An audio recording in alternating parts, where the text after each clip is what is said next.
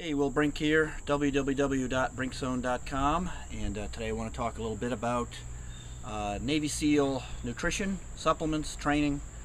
Obviously, there's a lot of interest in the Navy SEALs, as there is for other special operations units, but the SEALs seem to be very popular with people in movies and books and that type of thing. And there's also a lot of misinformation and disinformation about maybe how they train, how they eat, how they supplement. And I do some work with law enforcement, tactical law enforcement, which would be SWAT to most people, and know a fair number of people, at least in the special operations military community. And I decided to talk with a friend of mine, Mark Devine. Mark was a active SEAL for about a decade and retired as a commander after almost 20 years in the reserves. And I wanted to get right to the, get it right from the horse's mouth, get it right from the source versus all the, the rumors and hype and stuff that swirls around about nutrition. And actually, we talked mostly about what goes on in BUD/S, which is Basic Underwater Demolition School, which is the training that goes on before they actually become Navy SEALs, and how do they train and how do they eat and supplements they used, both when he was a SEAL and how much things have changed today, which is kind of an interesting perspective.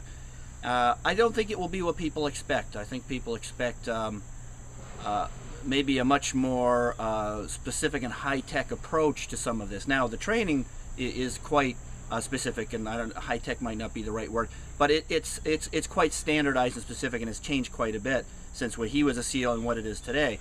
I think some people will find what really goes on as far as nutrition and supplements and such may be a bit of a surprise, considering how elite these soldiers are. So if you're interested in that, I will link in this video and below the video and at the Brink Zone to the show if you want to listen to my conversation with Mark Devine on this week's Brink Zone Radio.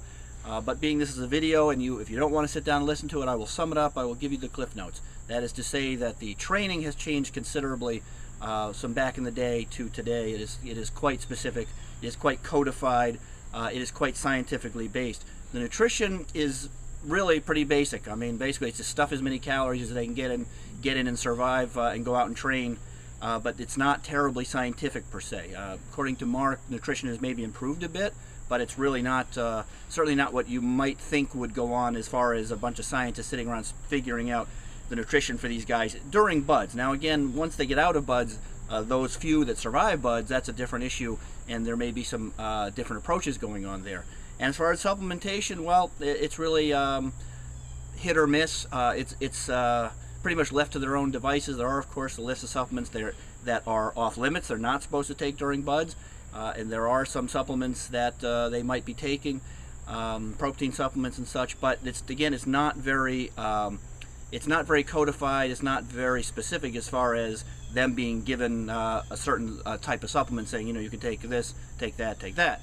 So we cover that topic in depth in the radio show. I hope you enjoy it.